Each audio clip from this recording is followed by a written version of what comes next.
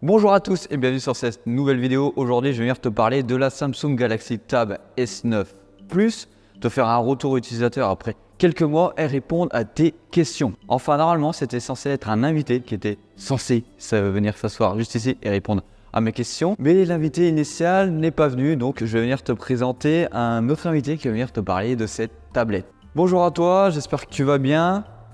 Moi aussi, j'espère que tu vas très bien. Je suis très heureux que tu m'aies invité sur ce magnifique studio et sur cette chaîne qui est juste incroyable. Je suis très heureux de t'accueillir aujourd'hui et surtout j'espère que tu vas répondre extrêmement bien à mes questions et nous faire un magnifique retour sur cette tablette, je dirais même ordinateur. Ça, je suis vraiment très heureux aujourd'hui de venir parler de cette magnifique tablette, je dirais même ordinateur, la Tab S9 Plus, qui est juste un régal d'utilisation. Regardez-moi comment elle est belle.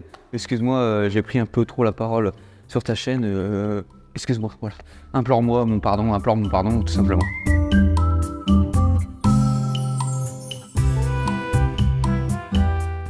Bon, je sors mon petit téléphone pour venir te poser les questions tout de suite. Alors, premier sujet qu'on va venir parler, on va venir parler du stylet. Est-ce que tu t'en sers du stylet? Est-ce qu'il est vraiment utile pour toi en tant qu'utilisateur de cette tablette pour un PC? Alors, j'ai bien compris que tu voulais venir parler du stylet et tu as surtout bien compris que moi, je n'utilise pas du tout cette tablette en format, en tout cas avec l'utilisation du stylet. Et pourquoi cela? Car je ne suis pas graphique et je m'en sers juste comme ordinateur portable qui est beaucoup plus rapide et beaucoup plus fluide. En tout cas, dans mon utilisation, dans ma praticité au quotidien. Alors non, le stylet, je ne l'utilise pas, mais je sais très bien que le stylet, c'est le meilleur que j'ai eu entre mes mains. J'en ai pas l'utilisation au quotidien, mais il est très bien foutu. Et franchement, pour venir écrire quelques notes des fois, c'est vrai que c'est très utile. J'espère que j'ai pu répondre à ta question avec ça. Merci pour cette magnifique réponse. Maintenant, passons à un autre sujet. Qu'est-ce que tu penses de l'autonomie de cette tablette? Alors oui, c'est vrai que l'autonomie, c'est une question qu'on peut se poser avec quelque chose qui est transportable. Et surtout avec mon utilisation, en tout cas comme si je l'utilisais comme un ordinateur portable, je peux te dire que c'est facile de venir utiliser ce PC, cette tablette, pendant une journée entière en faisant uniquement de la bureautique et pas constamment. Quand je dis bien constamment, c'est que tu vas pas te taper 8 heures de bureautique sur cette tablette. Voilà, au bout d'un moment, c'est vrai que tu vas devoir la recharger si tu te tapes vraiment les 8 heures de bureautique non-stop à écrire, à faire du shit, même faire un petit peu de montage vidéo de temps en temps. Mais tu peux tenir la journée. Voilà, c'est vraiment tu commences à pousser dans les limites de la tablette, ou en tout cas dans les limites de ce produit.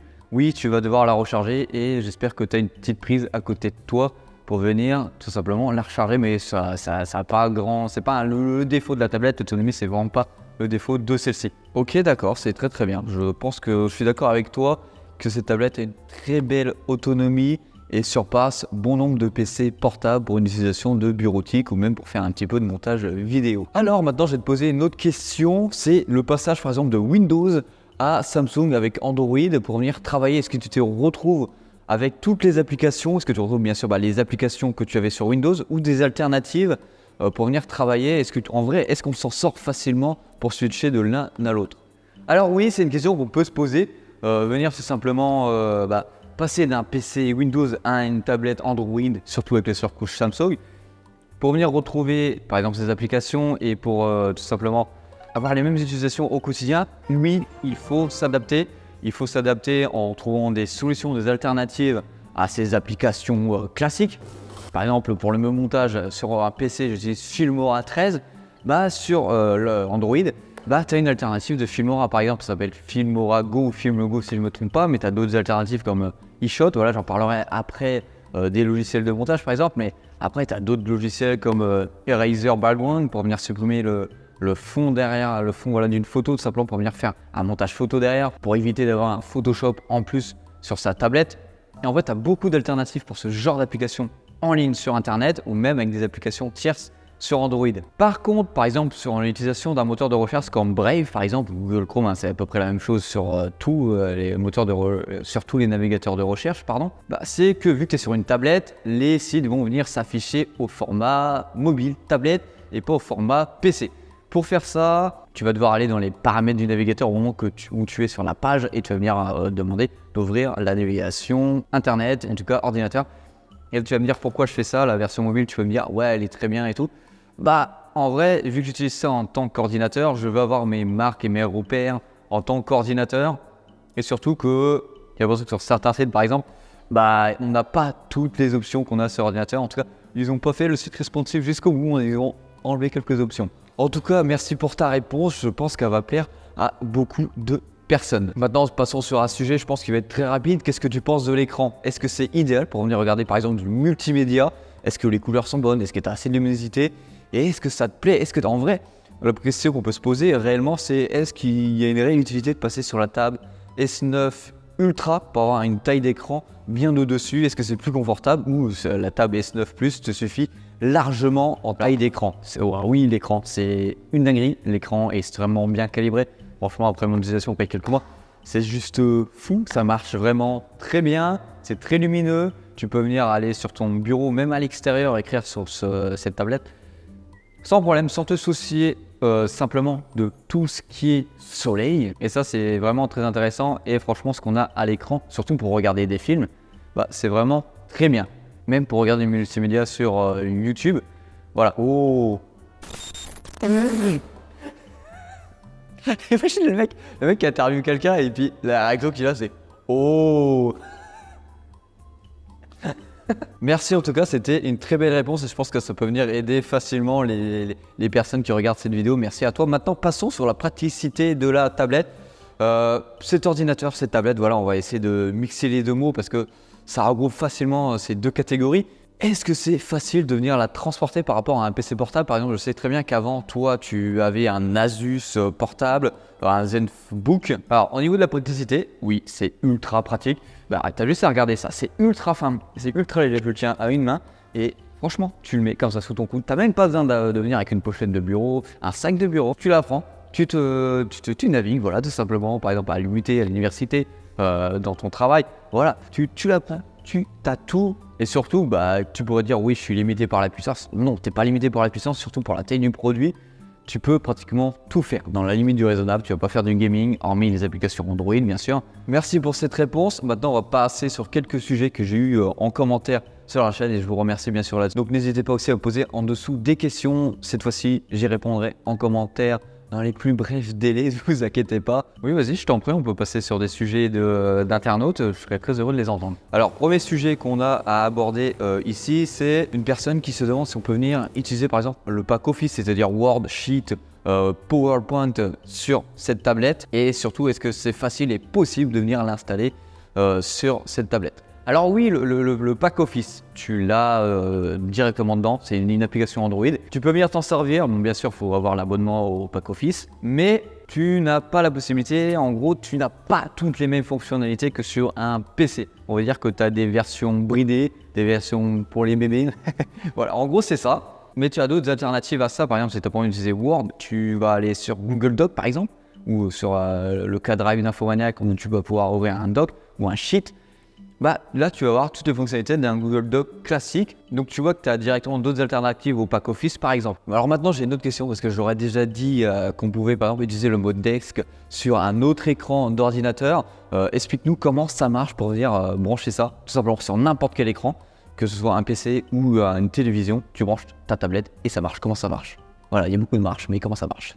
Alors, comment on utilise le mode Desk? C'est vrai que le mode Desk, ça peut être quelque chose de très intéressant. Alors je vous explique le mode Dex c'est quoi. En gros c'est tu vas venir brancher ton téléphone Samsung sur un écran d'ordinateur ou sur un PC tout simplement et celui-ci va t'ouvrir l'interface du mobile directement sur ton PC, donc tu as accès à tout sur ton PC directement. Là ce qu'il faut savoir c'est qu'avec cette tablette tu as deux options qui se présentent à toi. Soit tu vas venir partager l'écran de ta tablette sur un autre écran, un écran de PC, un écran tout court, un écran de télévision.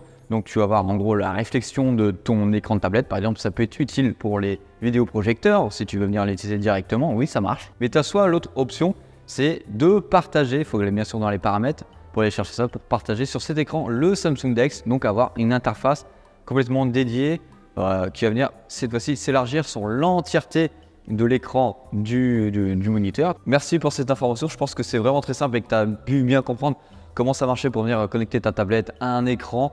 Et en tout cas, venir mettre en plus Samsung Dex si tu as envie, ce que tu as pu comprendre qu'on avait deux possibilités, soit répliquer son écran de tablette, soit lancer Samsung Dex directement dessus. Maintenant, une autre question qui peut paraître assez logique Mais on peut quand même se poser la question, est-ce qu'on peut venir installer tout simplement d'autres périphériques en Bluetooth comme un clavier ou des souris dessus?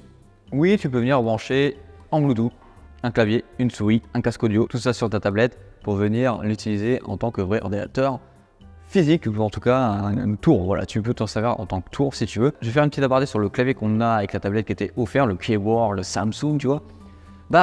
J'ai un défaut. J'ai un défaut, je sais pas si c'est lié à ce que j'ai moi ou par rapport à toutes les tablettes pour ce clavier-là. Je sais, tu l'avais déjà un petit peu expliqué dans le test de la tablette sur ta chaîne, que je vous invite à aller voir qui s'affichera tout au bout là-bas. C'est que le clavier des fois ne répond pas quand tu as envie d'écrire. Tu es obligé de surélever la tablette pour venir le rebrancher et là tu vas pouvoir venir écrire directement. Parce que des fois il va venir te sortir le clavier tactile de la tablette alors que toi tu as envie d'écrire avec le clavier physique. En tout cas, merci pour cette information.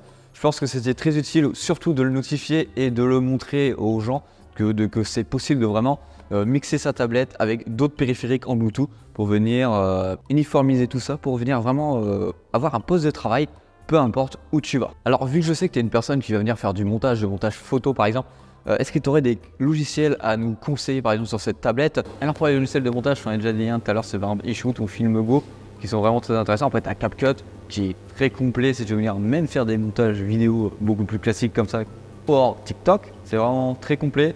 T'as pas besoin de plus. Si tu as envie de faire des gros montages, ok, certes, tu seras obligé d'aller sur un ordinateur. Je vais faire des montages vraiment très lourds en 4K, 8K, 60-30 images par seconde qui durent plus de 40 minutes. Ok, pas sur un PC, je te le dis, tu pourras pas le faire sur ta tablette.